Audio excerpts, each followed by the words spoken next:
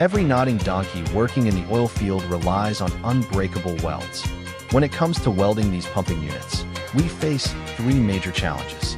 First, the large, complex components, like the beam, horsehead, and thick plate base, require multi-position, multi-pass welding, which is hard to control consistently with manual work. Second, the parts must withstand years of cyclic loads and harsh conditions, so welds demand zero defects and high fatigue resistance. Third, skilled welders are in short supply, leading to unstable quality and low productivity. This is where Meng Robot shines. Our self-propelled welding robot works directly on-site with the parts, no complex tooling needed. Even with manual teaching programming, it delivers far higher efficiency than hand welding and ensures consistent, uniform weld quality every time, even on curved joints or thick plates. It adapts quickly to high-intensity production, runs continuously to boost output, and cuts labor costs.